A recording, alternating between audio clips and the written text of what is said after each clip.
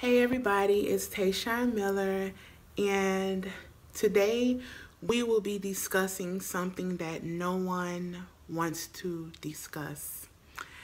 And it is a disease that a lot of people have and no one's talking about it.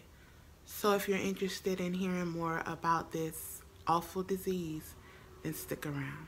When they ask me how I did it, I say God taught me. When they ask me how I'm winning, I say God taught me. When they ask me why I'm different, I say God taught me. It's my time to get it, God taught me. So as I mentioned in the first clip, there is a disease that has affected a lot of people, and no one is really raising awareness. No one is talking about it. There's a lot of people embarrassed about it, and I suffer from it as well. So I have no problem with discussing this awful, terrible disease. Many of you are probably wondering right now what disease she's talking about. Well, I'll tell you. The disease that I'm talking about is canacolinosis. Yes, you've heard it right. It's called canacolinosis. Many of you are probably scratching your head right now saying, what the heck is canacolinosis? And that's just it. One of the symptoms is extreme itch, extreme scalp irritation. It doesn't come from anything but synthetic hair so far. So I'm going to go ahead and give you guys a little bit more detailed with this ugly disease and the things that this disease causes, as far as I won't really say side effects, but I'll say some of the symptoms that you can receive from this disease. So the first symptom is being delusional. This disease will cause you to purchase a synthetic wig and just think that you could put the wig on your head and everything is all good. I'll show you in a little clip.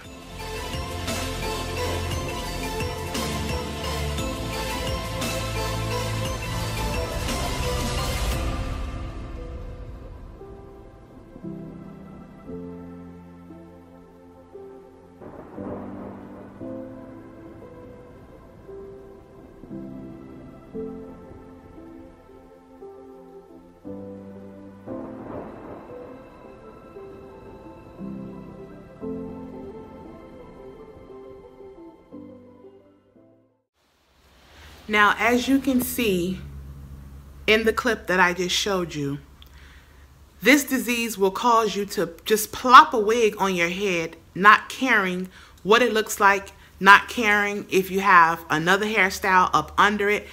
The proper thing to do would have been to put your hair all back, slick it back, get it as flat as possible, put a wig cap on, and put the wig on.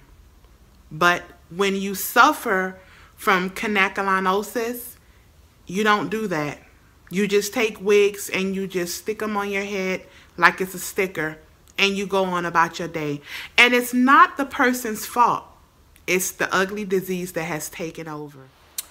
Another symptom from canacolinosis, as I mentioned earlier, is severe itching. And because you have severe itching, it will cause you to use random objects, just anything that you can get your hands on, to scratch your scalp because it's just itching so bad. As you can see in this clip right here, this young lady is grabbing any and everything to scratch her hair because she's suffering from canacolinosis. Now, there is another symptom that a lot of us actually deal with, and we have no idea that we are victims of connecalinosis. And this particular one is one that seems to get me every time with wearing Kanekalon hair.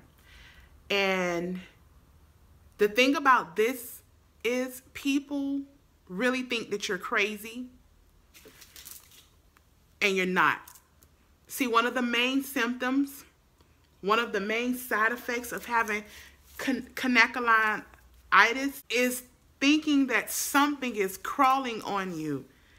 I don't know, it's just like it feels like your flesh is crawling, or it feels like ants is on you. Okay guys, so by now I am sure you're trying to figure out, have you noticed any of these symptoms from connecalinosis? And you're probably asking yourself, well, how can we know which hair has this disease? And I got you covered. One of the ways you can tell if you're dealing with hair that suffers from connecalinosis is by roller setting the hair at night with no product, no nothing. And when you get up the next morning, if your hair does not have connecalinosis, it would curl with a nice bounce. It'll have, you know, a voluminous curl, very gorgeous, very pretty. But girl, if you have hair that is suffering from connecalinosis, that means it has synthetic all up in it, and it ain't holding not nan curl. So I have a demonstration here for you guys. Okay, I have a brand new bundle of hair here. Okay, and I rolled this hair up last night with my flexi rods. So we're going to go ahead and we're going to remove the rollers to see, in fact, if this hair is infected with connecalinosis. So I'm going to go ahead now and I'm going to remove these rollers. Okay, so to me it doesn't seem like it does. You know, the hair looks like it's going to be a nice jumbo curl. So it looks, you know, it looks pretty nice. So we're going to go ahead and we're going to see if we have a nice little curl.